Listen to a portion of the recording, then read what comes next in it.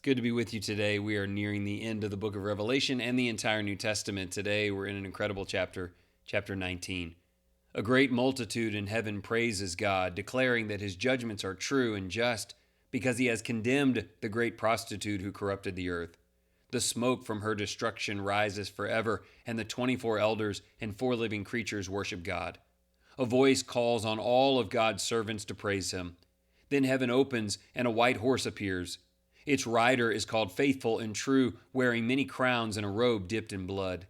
He leads the armies of heaven and strikes down the nations with a sharp sword. He rules with justice and treads the winepress of God's wrath.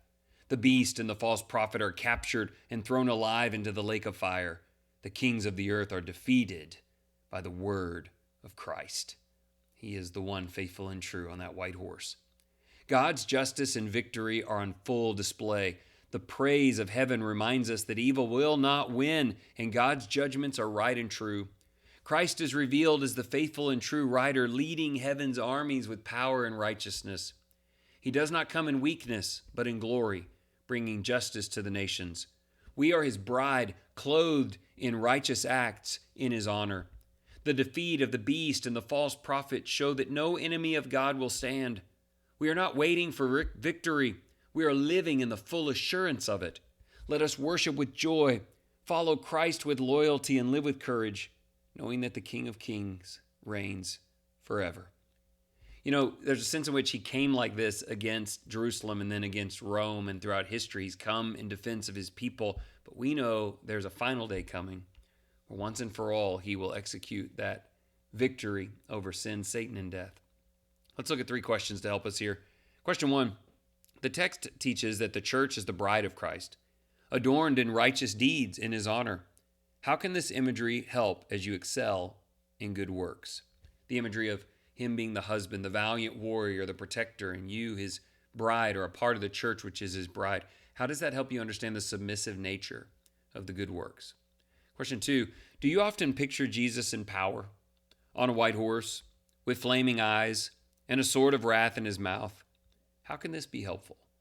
Chapter 1 does this, chapter 19 does this, and it is impressive, kind of terrifying. How can that help you? Question 3. Satan and all who live in sin will be thrown into the lake of fire. How does this motivate you to flee from ungodliness passionately? I added that word passionately. I don't want to be in that lake of fire. I don't want to know anything about that. It ought to motivate us all the time. Let's finish with our prayer. Amazing God, we praise you for revealing Jesus as the faithful and true, the King of Kings, the Lord of Lords. He comes in glory, riding in righteousness, bringing justice to the nations. We thank you that his victory is certain and his name is above all names. Help us to follow him with pure hearts and bold faith. Teach us to worship with joy, to live in holiness, to trust in his power. May we never forget that he reigns forever. Strengthen us to stand firm, knowing that the Lamb who was slain now rules in glory. He died. He's alive forevermore. Here you face sickness, difficulty, challenge, maybe even death. But like him, his bride, a part of his family, you will reign and rule forever. May that endure throughout your day and your life.